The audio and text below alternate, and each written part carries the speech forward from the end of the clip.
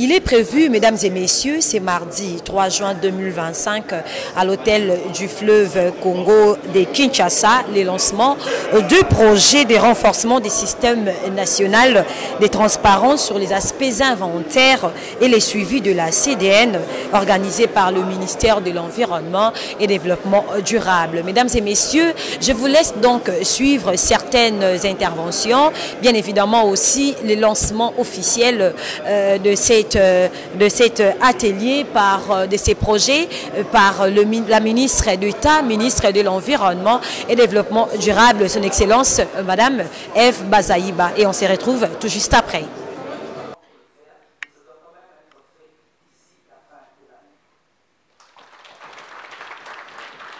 Ministre d'État en charge de l'aménagement du territoire et chers collègues, merci pour votre présence. Honorable Excellence, Mesdames et Messieurs, Monsieur le Secrétaire général à l'Environnement et Développement durable, Monsieur le coordonnateur du Hub régional pour la transparence de l'Alliance climatique en Afrique centrale, Mesdames et Messieurs les représentants et partenaires techniques et financiers, distingués invités, Mesdames et Messieurs de la société civile, à vos titres et qualités respectifs. La contribution déterminée au niveau national, la CDN en sigle, révisée de la République démocratique du Congo en 2021, constitue l'engagement du pays dans le cadre de l'accord de Paris pour une transition vers une économie verte, résiliente et sobre en carbone. Elle vise une réduction des émissions de gaz à effet de serre de 21% à l'horizon 2030, dont 2 inconditionnels, c'est-à-dire prise en charge par la République démocratique du Congo, et 19% conditionnés à l'appui international. Le coût total est estimé pour sa mise en œuvre. Le coût total, je voudrais dire estimé pour sa mise en œuvre, s'élève à 48,68 milliards de dollars américains, répartis de la manière suivante. 25,6 milliards pour atteindre l'objectif de l'atténuation et 23,8 milliards pour l'objectif de l'adaptation. Les priorités incluent la gestion durable des forêts, la transition énergétique, l'agriculture résiliente, la gestion des déchets, l'accès à l'eau, la santé et la protection des infrastructures. Sa mise en œuvre, donc la mise en œuvre de la CDN s'étale sur la période allant de 2021 à 2030. Donc nous n'avons plus que 4 années si nous comptabilisons avoir entamé 2025. Pour atteindre l'objectif de l'atténuation, la CDN du gouvernement congolais prévoit 30 actions clés, telles que l'électrification à base d'énergie propre et renouvelable, l'intensification de l'agroforesterie, la forestation, la reforestation, le reboisement, la gestion durable des tourbières et l'amélioration de la gestion des déchets. Ces mesures couvrent les secteurs énergie, agriculture, forêt et déchets. En ce qui concerne l'adaptation, 52 actions prioritaires sont aussi identifiées, dont le reboisement, la production de semences résilientes, la gestion des ressources en eau, la construction des infrastructures de santé climato-résilientes et le renforcement des systèmes d'alerte précoce. L'ensemble de ces mesures traduit clairement la vision de la RDC Pays Solutions face à la crise climatique, misant sur la valorisation durable de ces ressources naturelles, la mobilisation des parties prenantes et l'accès au financement climatique pour concrétiser la vision du gouvernement à l'horizon 2030. Et ceci est conforme au pilier 6 du programme d'action du gouvernement allant de 2024 à 2028 dans son axe stratégique 6.2.1. Excellences, Mesdames et Messieurs, distingués invités, cette journée aura marqué une étape importante dans l'engagement collectif pour la transparence climatique. Et ceci à travers les différentes présentations et messages que nous avons entendus aujourd'hui, il a été apprécié toute l'ampleur du travail à accomplir, mais aussi les opportunités majeures qui s'ouvrent à la République démocratique du Congo. Cet atelier de lancement permettra de poser les premières pierres d'un système national de transparence robuste, cohérent et pérenne.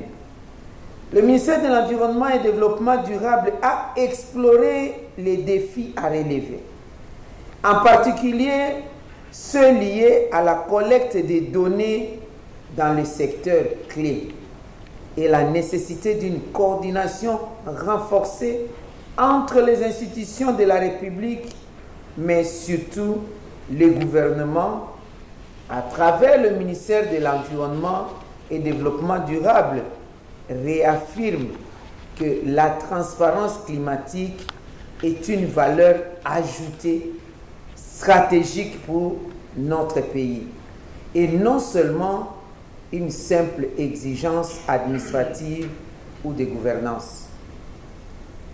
Un message central a émergé. La transparence est le socle de la confiance. Confiance en nous-mêmes, aux institutions, aux partenaires internationaux et vice-versa.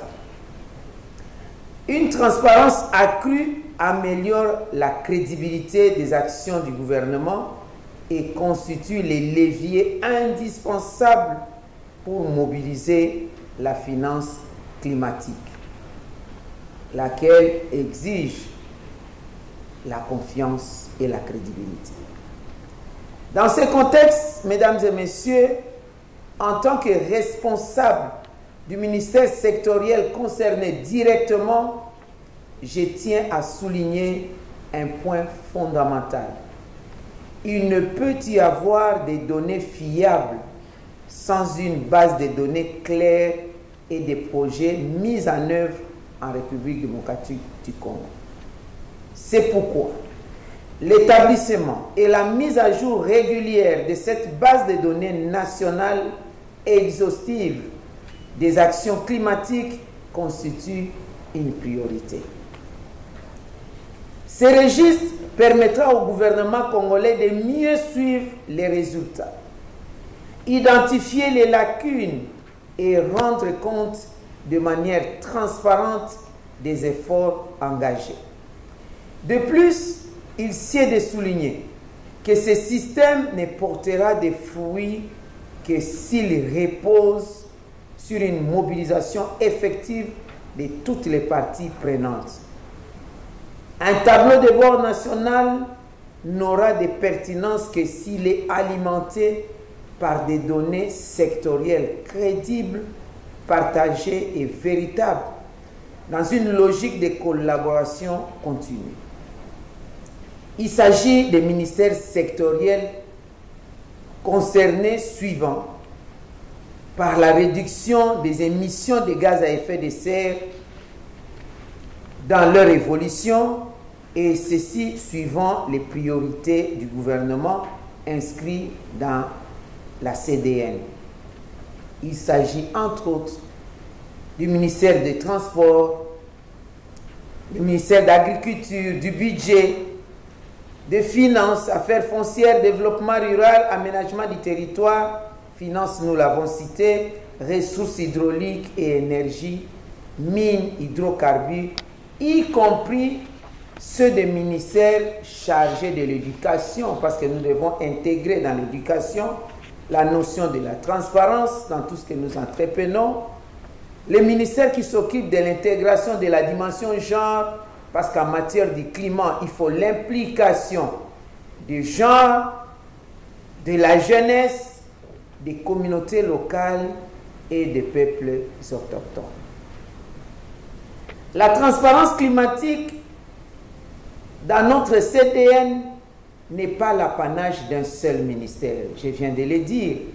C'est une mission transversale qui appelle l'implication active de chaque institution et de chaque partenaire.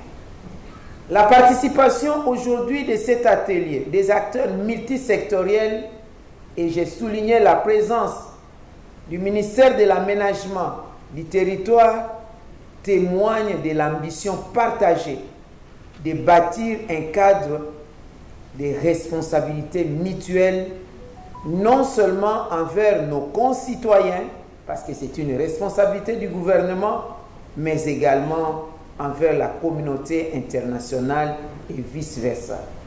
Les partenaires feront confiance en nous grâce à la transparence dans la gouvernance, sur tous les plans, mais essentiellement aussi la gouvernance climatique. Une transparence renforcée ne se limite pas au respect des engagements internationaux, mais bien plus.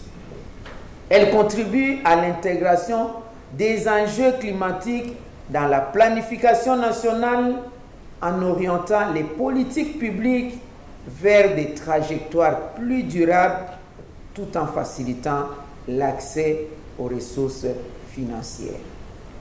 Les questions posées par la point focal climat énoncent bien cette problématique.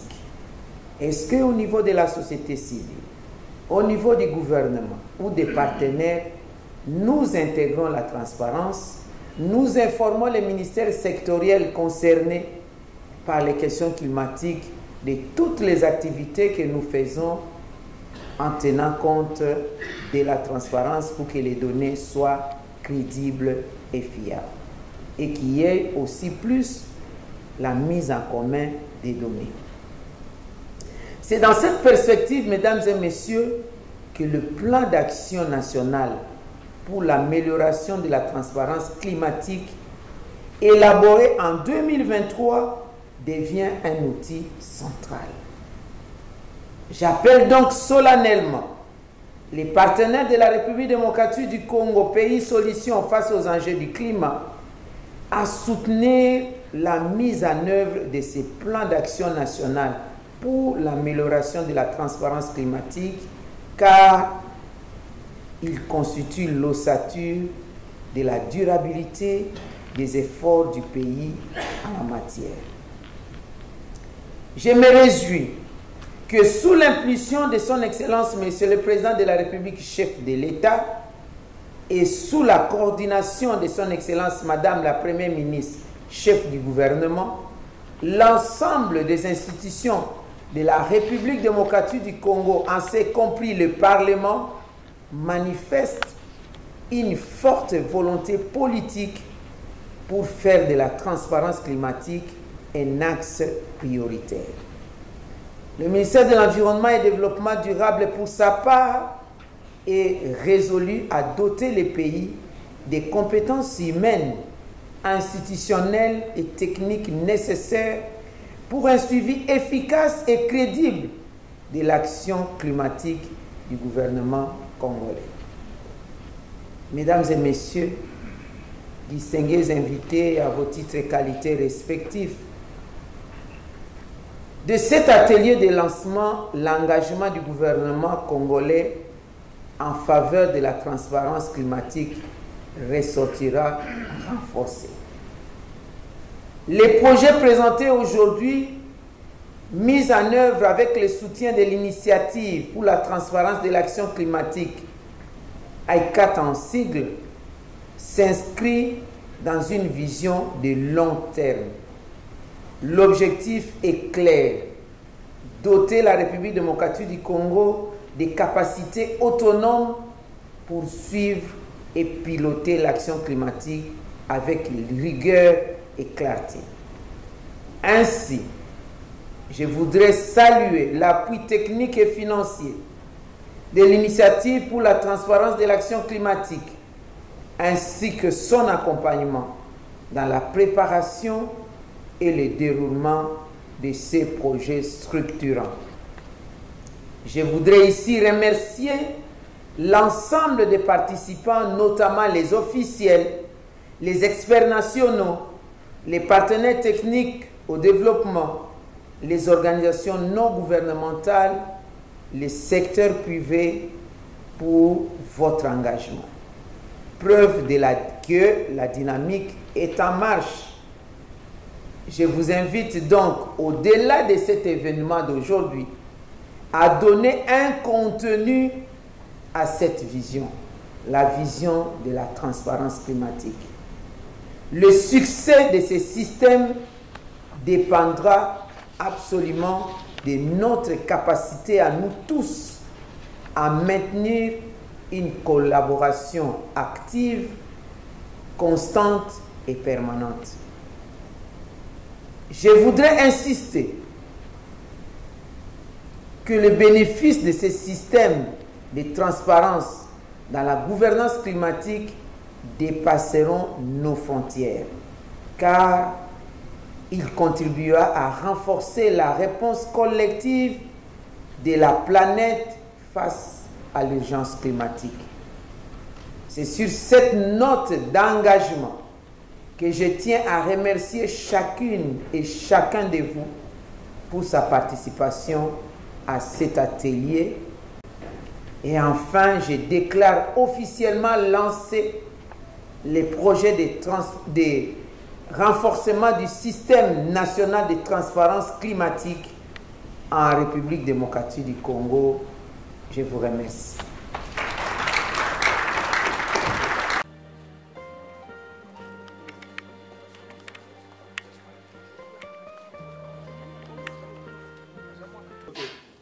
C'en est fini, mesdames et messieurs.